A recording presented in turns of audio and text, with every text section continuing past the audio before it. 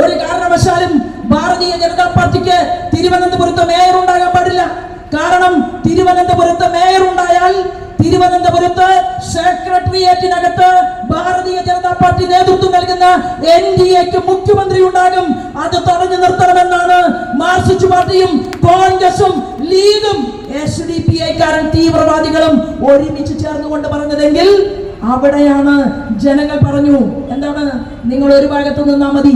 കോൺഗ്രസും മാർക്സിസ്റ്റ് പാർട്ടിയും SDPI-യും പോപ്പുലർ ഫ്രണ്ടും സർവത്ര മൂർഖം പാമ്പ് അങ്ങനെയുള്ള മുഴുവൻ ഭീകരവാദ സംഘടനകളെയും കൂട്ടുപിടിച്ചുകൊണ്ട് ഇടതുപക്ഷക്കാരനും വലതുപക്ഷക്കാരനും ഒരുമിച്ച് ചേർന്ന് നിങ്ങൾ ഗ്രൗണ്ട് ഒരുക്കി. ഞങ്ങൾ 100 അടിച്ചു, ഞങ്ങൾ അങ്ങനെ അടിച്ച് പറത്തി, ഞങ്ങൾ വിക്കറ്റ് വീഴ്ത്തി. അങ്ങനെ അനന്തപുരിയിൽ തിരുവനന്തപുരത്ത് ഭരണകൂടത്തിനെ നയിക്കാൻ എത്രയോ വർഷത്തെ പരിണിത പ്രജ്ഞതയുള്ള നമ്മുടെ മുൻ യുവമോർച്ചയുടെ സംസ്ഥാന അധ്യക്ഷൻ മിസ്റ്റർ VV രാജേഷിനെ അവിടെ നമ്മൾ ചെയർമാനാക്കി പ്രഖ്യാപിച്ചു.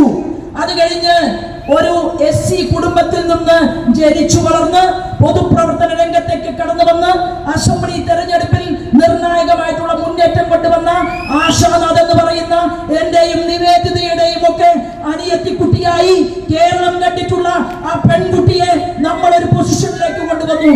അങ്ങനെ അനന്തപുരിയുടെ ഭരണകൂടം തിരുവനന്തപുരത്തിന്റെ BJP ഓഫീസിന്റെ മുന്നിൽ ചെയർമാന്റെ കൊടിവെച്ച കാറും വൈസ് ചെയർമാന്റെ കൊടിവെച്ച കാറും കണ്ടപ്പോ ഞങ്ങൾ ഹൃദയത്തിൽ തൊട്ടുകൊണ്ട് പ്രാർത്ഥിച്ചത് ഇങ്ങനെയാണ്: സർവേ വിശുദ്ധിന സന്തു സർവേ സന്തു നിരാമയ സർവേ ഭദ്രാണി പശ്യന്തു മാ കശ്ചിത് ദുഃഖമാപ്നുവേദ് എന്നുള്ള മംഗള ശ്ലോകം ജപിച്ചു.